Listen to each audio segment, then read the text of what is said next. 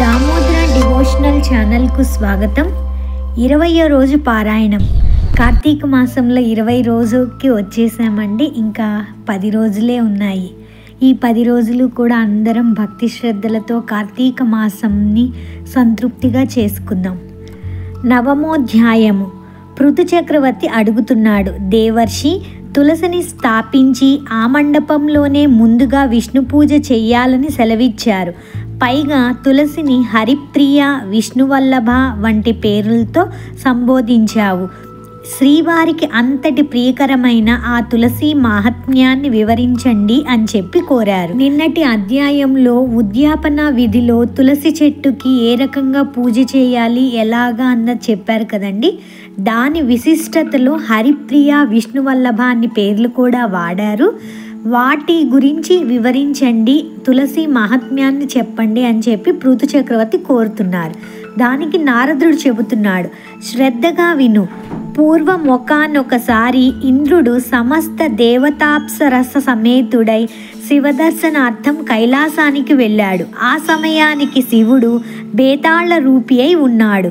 భీత మహాద్రంష్ట నేత్రాలతో మృత్యు భయంకరంగా ఉన్న ఆ స్వరూపాన్ని శివునిగా గుర్తించలేక ఈశ్వరుడు ఎక్కడున్నాడు, ఏం చేస్తున్నాడు అంటూ ఆయననే ప్రశ్నించసాగాడు ఇంద్రుడు. కానీ ఆ పురుషోత్తముడు జవాబియ్యని కారణంగా నిన్ను శిక్షిస్తున్నాను, ఎవడు రక్షిస్తాడో చూస్తాను అంటూ తన వజ్రాయుధంతో అతని కంఠసీమపై కొట్టినాడంటే మెడకి కొట్టారంట.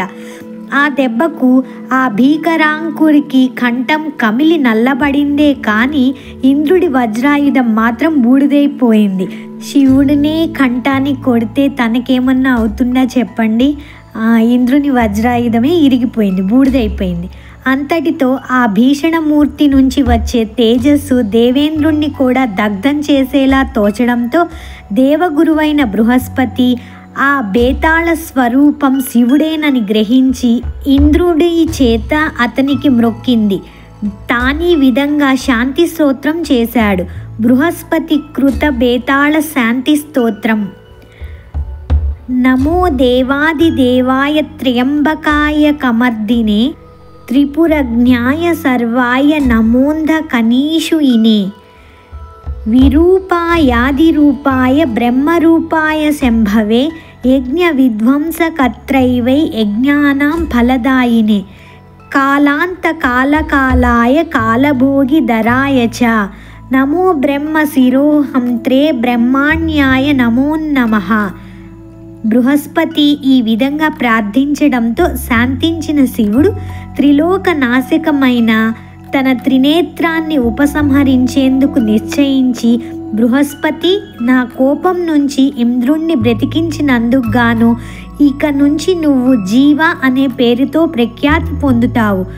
నీ స్తోత్రం నన్ను ముగ్ధుణ్ణి చేసింది, ఏదైనా వరం కోరుకో అన్నాడు.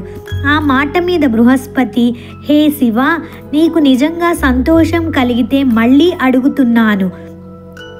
త్రిదేవేశుని త్రిలోకాలను కూడా నీ మూడో కంటి మంట నుంచి రక్షించు, నీ పాలాగ్ని జ్వాలలను శాంతింపచేయి, ఇదే నా కోరిక అన్నాడు. ఆ పైన శ్లోకంలో కూడా ఏమని వర్ణిస్తున్నారు అంటే, నీ జ్వాలల నుంచి ఈ లోకాన్ని రక్షించు అని అడిగారు.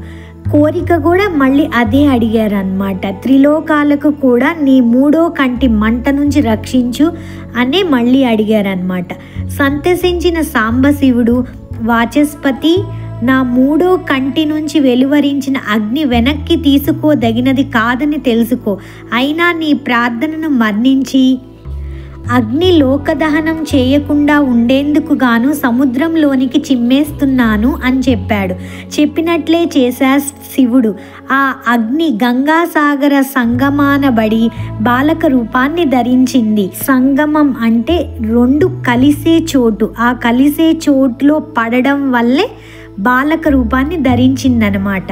పుడుతూనే ఏడ్చింది. ఆ ఏడుపు ధ్వనికి స్వర్గాది సత్యలోక పర్యంతం చౌడు పొందింది. అంటే అంత పెద్దగా అరుస్తూ ఉన్నదన్నమాట ఆ బాలకుడు.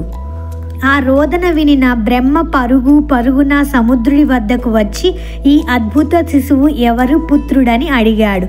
అందుకు సముద్రుడు నమస్కరించి గంగా సంగమంలో జన్మించాడు కనుక ఇతను నా కుమారుడే, సముద్రుడికి గంగకి కలిపి పుట్టినాడు కాబట్టి నా కుమారుడే అని చెప్తున్నాడు అనమాట.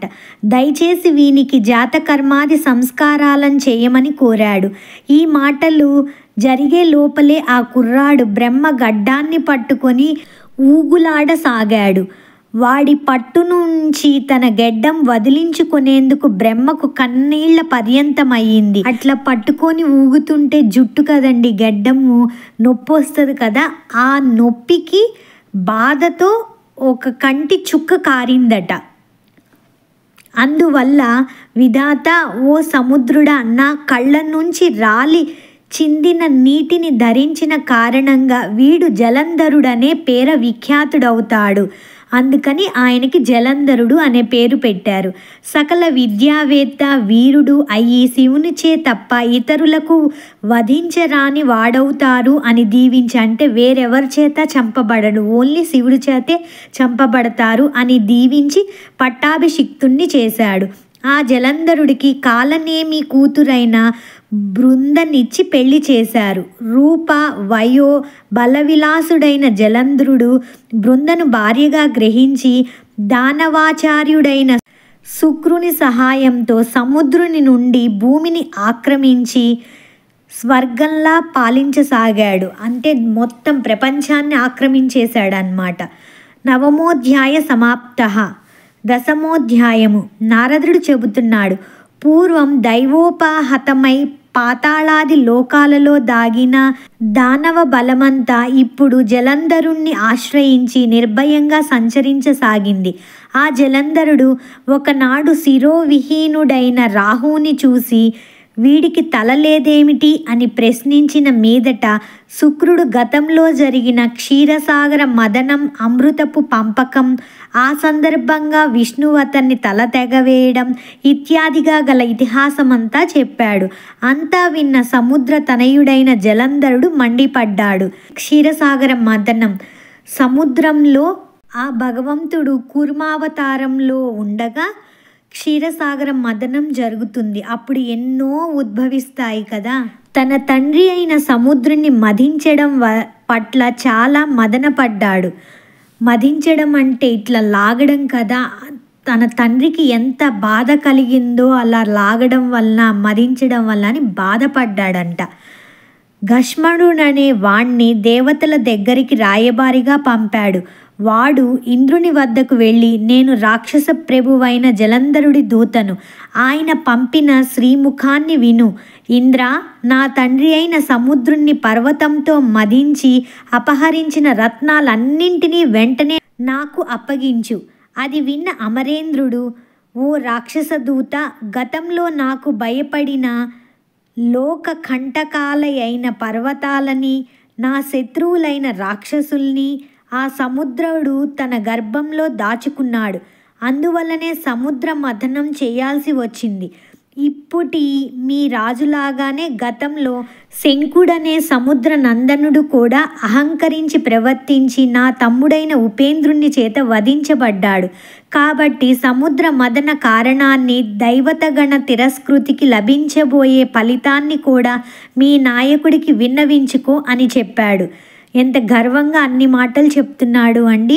సముద్ర మదనం చేసినప్పుడు ఎన్ని వచ్చినాయి, కల్పవృక్షం, కామధేనువు, అమృతం, హాలాహలం, లక్ష్మీదేవి, ఇలా ఎన్ని వచ్చినాయి సముద్రం నుంచి. అవన్నీ కూడా తనకే ఇచ్చేయాలి అని కోరుకున్నాడు. దానికి రివర్స్లో ఇంద్రుడు గర్వంగా మాట్లాడి పంపించేశాడు. గష్మణుడు జలంధరుని దగ్గరకు వెళ్ళి మగవుడు చెప్పిన మాటలను వినిపించాడు. మండిపడ్డ జలంధరుడు మరుక్షణమే స్వర్గంపై సమరం ప్రకటించాడు. శుంభ నిశుంభాది సైన్యాదులతో సహా దేవతలపై దండెత్తాడు. ఉభయ సైన్యాల వారు ముసల పరిగ బాణ గదా ధ్యాయుధాలతో పరస్పరం ప్రవహరించుకున్నారు.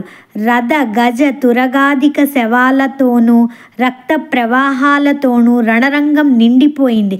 రాక్షస గురువైన శుక్రుడు మరణించిన రాక్షసులందరినీ మృత సంజీవని విద్యతో బ్రతికిస్తుండగా దేవగురువైన బృహస్పతి అచేతనాలైన దేవగణాలను ద్రోణగిరి మీది దివ్యౌషధాలతో చైతన్యవంతం చేయసాగాడు. ఇది గ్రహించిన శుక్రుడు జలంధరుడికి చెప్పి ఆ ద్రోణగిరిని సముద్రంలో పారవేయించాడు. శుక్రుడేమో మృత సంజీవని విద్యతో రాక్షసులందరినీ బతికిస్తున్నాడు. బృహస్పతి ఏమో ద్రోణగిరిలోని దివ్యౌషధాలతో దేవతలందరినీ బతికిస్తున్నాడు. దాన్ని గమనించిన శుక్రుడు ఏం చేశాడు, జలంధరుడితో ద్రోణగిరిని సముద్రంలో పారేయించేశాడు అన్నమాట. ఎప్పుడైతే ద్రోణ పర్వతం అదృశ్యమైందో అప్పుడు బృహస్పతి దేవతలను చూసి, ఓ దేవతలారా, ఈ జలంధరుడు ఈశ్వరాంశ సంభూతుడు కాబట్టి మనకు జయింప సఖ్యం కాకుండా ఉన్నాడు. అందువల్ల ప్రస్తుతానికి ఎవరి దారిన వాళ్ళు పారిపోండి అని హెచ్చరించాడు. అంటే గురువు చెప్తే ఇంకా ఏం చేస్తారు, వెళ్ళి పారిపోతారు. అది వినగానే భయార్తులైన దేవతలందరూ కూడా యుద్ధరంగం నుండి పారిపోయి మేరు పర్వతం గుహాంతరాలను ఆశ్రయించారు. మేరు పర్వతము ఓన్లీ దేవతలకి మాత్రమే ఓపెన్ అవుతుంది. అందుకనే అక్కడ రాక్షసులు రారు. అందుకనే వాళ్ళు మేరు పర్వతం దగ్గర దాంకున్నారు. అంతటితో విజయాన్ని పొందిన జలంధరుడు ఇంద్ర పదవిని తాను పట్టాభిషిక్తుడై శుంభ నిశుంభాదులను తన ప్రతినిధులుగా నిర్ణయించి పారిపోయిన దేవతలను బందీలను చేయడం కోసం కొంత సైన్యంతో ఆ మేరు పర్వతాన్ని సమీపించాడు. దీని తర్వాత కథ రేపు అధ్యాయంలో చూద్దాము. 9, 10 అధ్యాయాలు సమాప్తం. 20 అంటే బహుళ పంచమి రోజు పారాయణం సమాప్తం. సర్వం శ్రీకృష్ణార్పణమస్తు.